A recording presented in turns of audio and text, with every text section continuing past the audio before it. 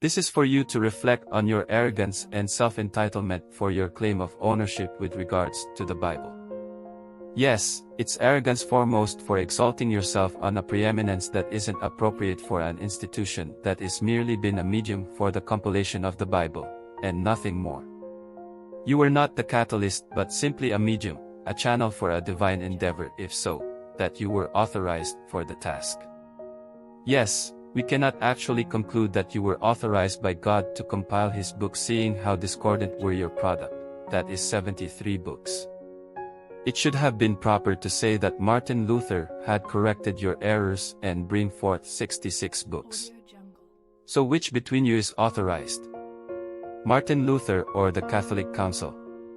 We cannot say, right. But we prefer Martin Luther. But if by any instance that we are wrong, who gave Catholics right to claim ownership of the Bible? Did God? No. He didn't. So it was just a Catholic wishful thinking to have claimed ownership when in the bounds of jurisprudence, Catholics have no right to own the Bible.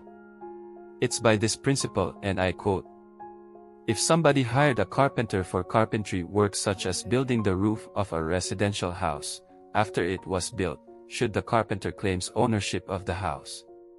He don't, right? As much so with Catholics who compiled and decided which must be canons of scriptures, made divisions in chapters and verses and named it Bible. Should they claim ownership? Why would they? God never authorized them for such a claim, therefore it's pure arrogance to have owned something by mere claim and without divine approval. You were just a mere hired carpenter. How do I know you're a hired carpenter? Because the Bible was gathered as one book through the prodding of the Holy Spirit, as it say in Isaiah 34 verse 16. And His Spirit it hath gathered them, unquote.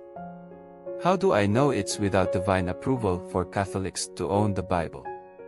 Because it's nowhere in the Bible that God authorized them to own it. Nothing. They assumed it. Much to our pleasantries is the fact that the Bible is for our generation in modern times, as it say. Psalms 102 verse 18. This shall be written for the generation to come, unquote.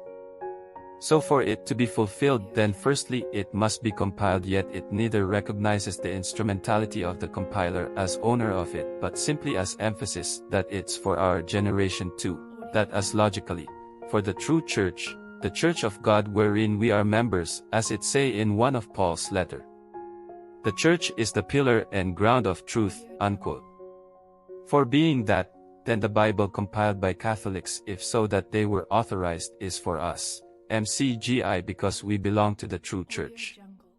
But considering how 73 books are discordant with church beliefs, then that as guarantee its failure as the legitimate compilation of the Bible. It could be that the true medium of compilation was through Martin Luther. Or most likely through the Bible Society of 1826. Either way, it cannot be Catholic. So for the issue, do Catholics own the Bible? No, sir. They are illegitimate claimants, as God never approved of their claims. Moreover, Jesus endorsed for the church the preaching of the truth to all nations, as He said, "Teach all nations." Should they teach them but not allowing them to read the Bible? Of course, they would allow for reading, thus conclusive to say, the Bible is for universal use and not exclusive for the church. Meaning, why claim ownership when it's for everyone? Lastly, let me emphasize a sarcasm. If somebody hired a carpenter for carpentry work such as building the roof of a residential house, after it was built, should the carpenter claims ownership of the house? Thank you and God bless.